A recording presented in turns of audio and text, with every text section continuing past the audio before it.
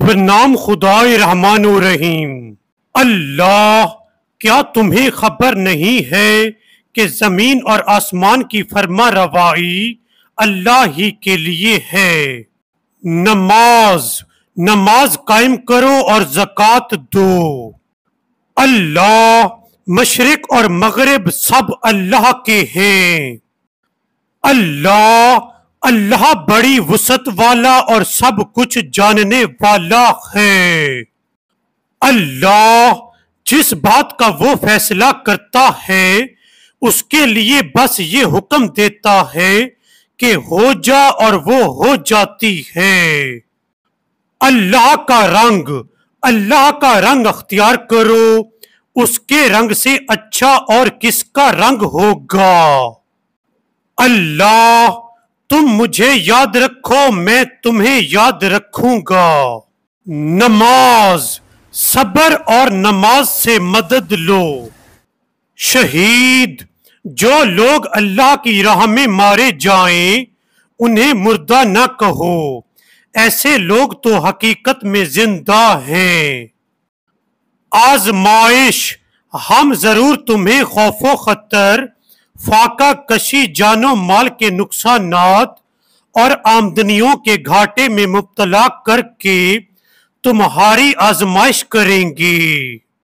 اللہ، تمہارا خدا بس ایک ہی خدا ہے، اس رحمان اور رحیم کے سوا کوئی اور خدا نہیں ہے۔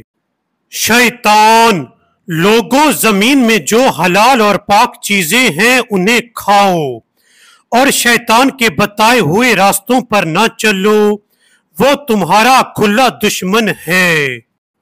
وصیت، تم پر فرض کیا گیا ہے کہ جب تم میں سے کسی کی موت کا وقت آئے اور وہ اپنے پیچھے مال چھوڑ رہا ہو تو والدین اور رشتہ داروں کے لیے معروف طریقے سے وصیت کرے، یہ حق ہے متقی لوگوں پر۔ دشمن، اے ایمان والو، تم پورے کے پورے اسلام میں آ جاؤ اور شیطان کی پیروی نہ کرو کہ وہ تمہارا کھلا دشمن ہے۔ بھلائی، لوگ پوچھتے ہیں کہ ہم کیا خرچ کریں، جواب دو کہ جو مال بھی تم خرچ کرو اپنے والدین پر، رشتہ داروں پر، یتیموں اور مسکینوں اور مسافروں پر خرچ کرو، اور جو بھلائی بھی تم کرو گے اللہ اس سے باخبر ہوگا۔ شراب، لوگ پوچھتے ہیں شراب اور جوئے کا کیا حکم ہے، کہو ان دونوں چیزوں میں بڑی خرابی ہے، اگرچہ ان دونوں میں لوگوں کے لیے کچھ منافع بھی ہے، مگر ان کا گناہ ان کے فائدے سے کہیں زیادہ ہے۔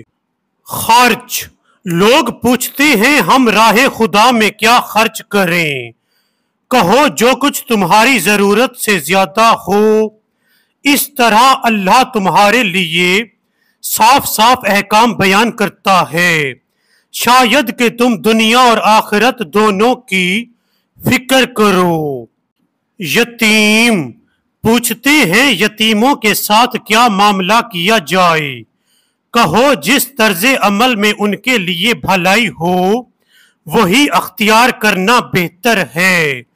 اگر تم اپنا خرچ اور رہنا سہنا مشترک رکھو تو اس میں کوئی مذائقہ نہیں، آخر وہ تمہارے بھائی ہی تو ہیں۔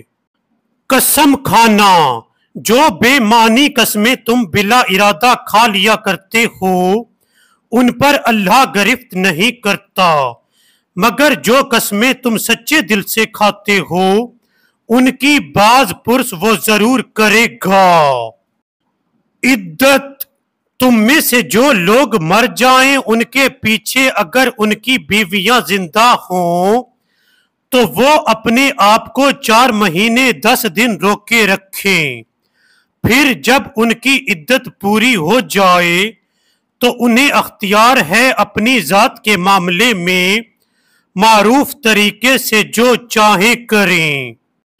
نماز عصر، مسلمانوں سب نمازیں خصوصاً بیچ کی نماز یعنی نماز عصر پوری التزام کے ساتھ ادا کرتے رہو اور خدا کے آگے ادب سے کھڑے رہا کرو۔